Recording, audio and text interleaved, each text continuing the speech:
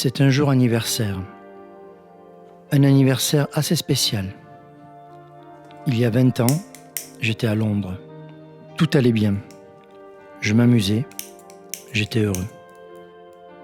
Un matin, je reçois l'appel d'un ami parisien qui m'annonce qu'il est séropositif au VIH. Avant cela, le VIH était un sujet loin de moi, quelque chose dont on ne parlait qu'à la télé. À mon tour, je décide de me faire dépister. Présageant du résultat, je demande à mon ami Steve de m'accompagner à l'hôpital Mortimer. Good day, Australia! Steve vit aujourd'hui en Australie. You alright? Feel like the Eurovision contest. I'm going to start with the day we went to Mortimer Center. It was Easter 2000, and I found out I was HIV positive. What do you remember of that day, and how did you feel about it? Yeah, wow. That takes me back. It's 20 odd years ago now. I remember going to the Mortimer Clinic with you one weekday after work. And I remember waiting nervously in the clinic waiting area while you were in with the nurse. And I remember the door opening and you walking down the corridor towards me with a big smile on your face. So I was really pleased, I was excited, thinking, oh, thank goodness, he's negative. But then as you walked closer, you then stopped and you said, I knew it, I'm positive. In that moment, I was confused, I was shocked, I was speechless. I really didn't know what to say. I felt a bit helpless. It wasn't necessarily what I was expecting, and your reaction, I was trying to work out your reaction versus, the difficult news. And we need to remember this was only 2 to 3 years after the introduction of triple therapy, where therapy became really effective.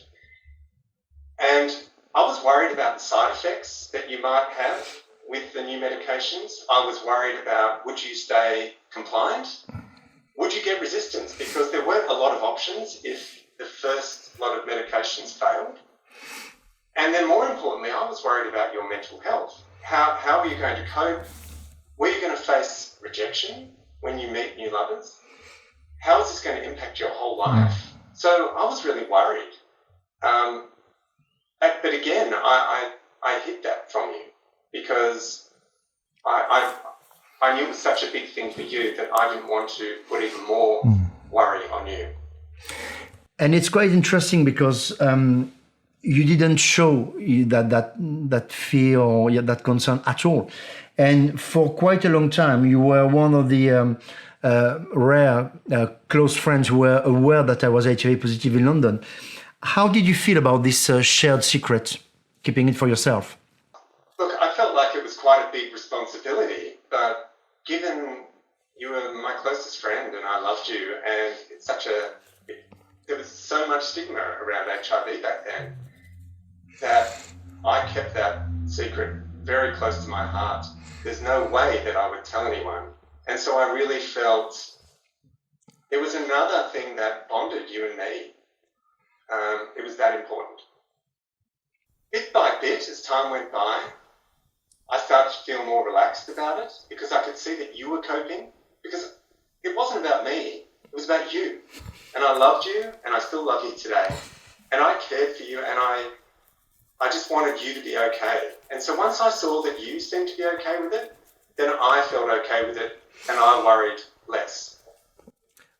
Cool. Well, you're going to make me cry now. Je me confie plus tard à un de mes frères, avec qui je suis très complice. Ensemble, nous estimons qu'il est préférable de ne pas révéler mon statut sérologique au reste de la famille. Je décide d'en faire de même avec mon entourage et de mettre mon VIH au placard. Plus tard, je quitte Londres pour Paris, emportant avec moi ce secret qui m'accompagnera pendant 20 ans. À 3 reprises, je me confierai à des partenaires amoureux. À 3 reprises, ce sera un rejet blessant, violent, dont je porte encore la cicatrice.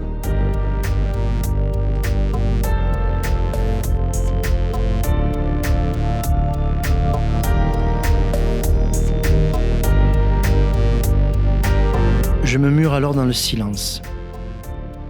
Je me construis une forteresse qui me rappelle l'enceinte du village où j'ai grandi. Que penserait ma famille s'ils venaient à apprendre que je suis séropositif? Que penseraient les voisins? Comment me regarderaient mes amis d'Aigues-Mortes avec qui je jouais au foot gamin? Et mes premiers amours? Jusqu'à l'arrivée d'une autre pandémie qui bouleverse le monde et qui me fait prendre conscience que je n'ai pas à avoir honte, qu'il n'y a rien de sale à être porteur d'un virus. Un soir, je décide de révéler mon statut à ma famille, à mes amis. Et j'écris un post public sur Facebook.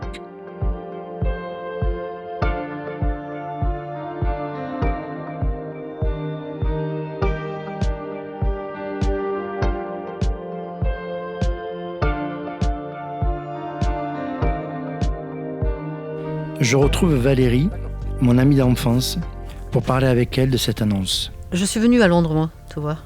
Ouais. Tu étais déjà au courant? C'était, je sais plus en quelle année c'était. Oui, j'étais déjà au courant. Et tu m'as rien dit? Non. J'avais pas la facilité, vraiment la facilité de le dire à l'époque aussi facilement, aussi ouvertement. Je calculais la manière, je savais pas la manière de le dire, la manière dramatique, la manière genre pour c'est rien, tu vois. Donc du coup, c'était compliqué pour moi. Pourquoi tu ne m'en avais jamais parlé avant ou n'en avais jamais parlé à personne de tes amis ici? Tu as des amis d'enfance ici? Je pense que à l'époque, donc on était en an 2000, les trithérapies sont déjà arrivées, mais c'est pas non plus super connu. Je pense qu'à l'époque, c'était à la fois pour me protéger, certainement un peu de lâcheté, un manque de courage, et c'est que j'avais peut-être des représentations que si je le disais aux gens du Sud, pas tout le monde, mais à certains, parce qu'ils n'avaient pas toutes les billes, parce qu'ils n'avaient pas toutes les infos, je pense que j'avais peur qu'on me rejette. Et comme moi, dans mes représentations à moi, le VIH-Sida, c'était une maladie qui était sale, qui était honteuse, qui était liée à du stigma, je me suis dit, les gens ne vont pas oser te toucher, ils ne vont pas oser t'embrasser, vont pas... Et du coup, je pense qu'à l'époque, j'ai eu cette peur-là, et que je me suis dit, autant ne pas le dire, comme ça, au moins, tu ne prends pas de risque. Je me rappelle à partir de 2000, quand je venais de Londres à Aigues-Mortes, que ce soit pour la fête, pour Noël, l'été, je cachais les médocs dans la valise. Et ma mère, qui était beaucoup plus jeune à l'époque, une mère, son petit qui revient, quand j'étais pas là, elle va dans la chambre, elle regarde les t-shirts, les affaires, elle fait le lit, etc. Tout ça, quoi. Et je me disais, si elle tombe sur les médocs, qu'est-ce que j'en fais? J'essaie toujours de prendre Je calculais exactement le nombre de cachets qu'il me fallait pour pas en prendre trop. Je faisais des deuxièmes couches dans la valise. Ça, c'était vraiment, il y avait une vraie pression par rapport à ça. Mais il y avait un côté honteux. Il y avait un côté, pour moi, vraiment, c'était une maladie qui était sale, qui était... Et puis, on m'a fait des remarques, on m'a dit, mais tu as tous les outils, tu as toutes les billes, tu as tout ce qu'il faut pour ne pas l'attraper. Pourquoi tu l'attrapes? Donc du coup, j'avais la culpabilité de me dire que j'aurais dû l'éviter, je ne l'ai pas évité. Pourquoi je ne l'ai pas évité? Donc autoflagellation. Il y a tout ça mixé qui fait que j'avais vachement de mal à en parler. Et à aucun moment, tu t'es dit que c'était le rejet de la maladie, en général, quelle qu'elle soit, plutôt que de la séropositivité? Je pense que quand tu prends le rejet, tu ne peux pas faire la part des choses. Enfin, moi, en tout cas, je n'ai pas réussi à la faire. En me disant, c'est pas moi qui rejette, c'est le VIH. Parce que le rejet, c'est moi qui le ressens. Et peut-être que je pense que tu as tout à fait raison. C'est que si ça m'arrivait maintenant, tu ne me veux pas, dégage, passe ton chemin, je m'en fous. Ça ne me heurterait plus. Oui. Mais à l'époque où j'étais pas en confiance par rapport à ça, où j'avais pas fait mon coming out, où j'étais pas sûr de moi par rapport à mon vécu, à l'époque, j'avais l'impression qu'on me rejetait moi. Je l'ai très très personnalisé. Et du coup, c'est pour ça que ça a été aussi violent. Maintenant, ça le serait beaucoup moins. Ok. Il y a 3 ans, on a perdu un pote de cette maladie. Quand j'imagine que, c'est pas le seul, d'une part, et puis toi peut-être effectivement, tu as eu d'autres potes dans d'autres endroits aussi qui sont partis de cette maladie. Est-ce que, c'est un peu con comme question sûrement, mais peut-être que tu as d'autres pensées, d'autres réflexions à ce moment-là, toi, que moi par exemple? J'avais un vécu, j'avais une manière d'appréhender les choses. Une connaissance du virus, une connaissance de la maladie, où on ne fait pas souvent la différence, mais c'est important de dire que les personnes qui vivent avec un virus ne sont pas malades, elles ont juste un virus. Il y a 3 ans, si tu veux, j'avais les épaules suffisamment larges pour que ça m'impacte moins. Ça serait arrivé dans les années 90, je pense que ça aurait un bien plus fort impact que moi. Je n'aurais certainement pas su comment le gérer à l'époque. Mais maintenant, c'est jamais facile, mais c'est moins compliqué. Est-ce que tu penses que le fait aussi que tu vives avec depuis si longtemps, enfin que tu vives tout simplement, en fait, j'ai envie de dire, ça a un côté rassurant pour les personnes qui sont les plus proches de toi, évidemment, de se dire, oui, on n'en meurt pas comme ça, enfin, en 3 mois, 20 ans, on peut vivre avec. Moi, j'ai des amis, j'en ai 2 notamment à Paris qui ont été contaminés à la fin des années 80, dont un qui m'a raconté son histoire. Il a eu le VIH avant que le VIH existe. Ouais. Donc, il n'a pas eu de culpabilité. Je trouve ça très fort. Et moi, je fais partie quand même des vétérans. 20 ans de VIH, ça commence à être long. Donc, les gens voient que 20 ans que je prends des trithérapies, que je prends mes médicaments, que ça n'a pas d'impact sur mon foie, que ça n'a pas d'impact sur mon estomac. Donc, je pense que c'est aussi rassurant pour les gens de voir que je peux vieillir. Et je continue à aller au ciné, à déconner, à faire la fête des mortes, à voyager, de temps en temps jouer au foot, de temps en temps jouer au tennis, et que ça n'a pas changé ma vie. Donc, c'est business as usual. Et donc, c'est rassurant. Et du coup, les gens, ils m'accompagnent avec ça. Quand tu as fait ta publication sur Facebook il y a 1 an, ouais. Tu en avais parlé à des personnes d'ici avant ? Donc toi, oui, il y avait quelques personnes que j'en avais parlé, mais ici, non, j'en avais pas parlé.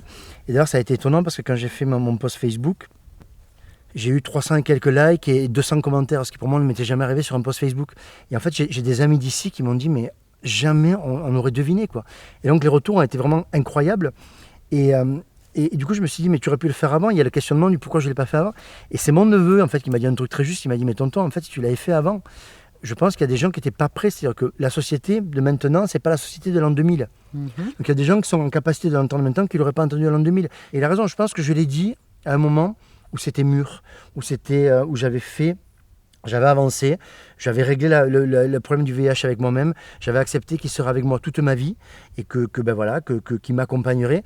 Et donc j'étais prêt, j'étais à point, comme on dit chez nous, pour pouvoir en parler et pouvoir le dire. Et je pense que c'est aussi ça qui a fait que ça a été aussi bien reçu. C'est parce que je l'ai dit de manière très positive et on a vu que j'étais heureux de le dire et du coup j'ai été hyper soutenu et c'était chouette.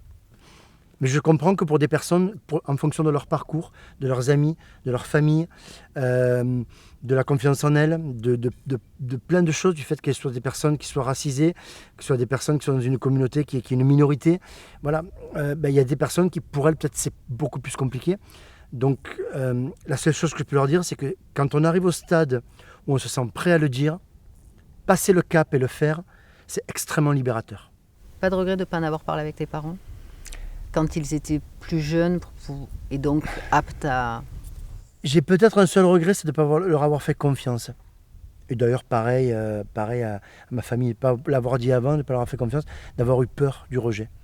C'est le seul regret que j'ai, mais après, non, j'ai pas de regret parce que je pense que je me suis toujours dit que quoi qu'il en soit, le fait de le dire à mes parents, à moi, ça ne m'amènerait rien. Okay. C'est-à-dire que ça pouvait juste potentiellement les inquiéter. Mais moi, le fait de leur en parler, je n'avais pas besoin de leur soutien à l'époque. Pour bien vivre le VIH, pour l'accepter, pour faire mon parcours, je n'avais pas besoin de soutien de mes parents pour ça. Après, on peut aussi dire que si j'avais eu le soutien de mes parents, peut-être que je l'aurais vécu beaucoup mieux, beaucoup plus vite, beaucoup plus tôt. Mais ça, on ne le saura jamais. Je me dis simplement que si je l'ai fait à ce moment-là, c'est que je devais le faire à ce moment-là. Bon. Mais pas de rejet alors ? Non. Jamais ? Jamais. Je t'embrasse. Alors. Bisous. Je t'aime fort. Moi aussi. Le temps pour rire. Oui.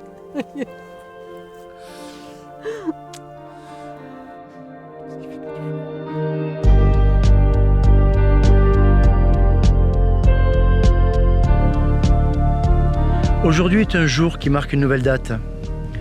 Une date que je fêterai sans doute comme un nouvel anniversaire. Depuis 20 ans, mon rapport au monde, mes relations humaines ont été influencées par mon VIH. Mon VIH a eu son mot à dire parce que j'ai dû le taire, mentir, par peur d'être rejeté. Peut-être par manque de courage aussi. Mais aujourd'hui, c'est terminé. Je n'ai plus à le cacher. Ce n'est pas simple de vivre avec ce virus, mais je suis aujourd'hui libéré d'un poids. J'ai osé le révéler. Avant moi, des femmes et des hommes se sont battus contre ce virus. Avant moi, des femmes et des hommes sont tombés. Avant moi, des combats ont été gagnés. J'ai la chance d'avoir pu révéler ma séropositivité. Je souhaite pour celles et ceux pour qui c'est un lourd secret que les conditions soient un jour réunies pour pouvoir en parler. J'ai osé le révéler. J'ose te le dire. Si tu m'aimes, tu dois m'aimer avec ce virus. Car contre mon gré, il fait partie de moi. Tu me prends comme je suis, car je ne peux pas être moi-même sans lui. Take it or leave it. Mais les craintes. On sait aujourd'hui qu'une personne séropositive sous traitement ne transmet pas le VIH. Et n'oublie jamais que l'amour est plus fort. Si tu m'aimes, aime-moi avec ce virus. Si tu m'aimes, il va falloir m'aimer avec ce virus.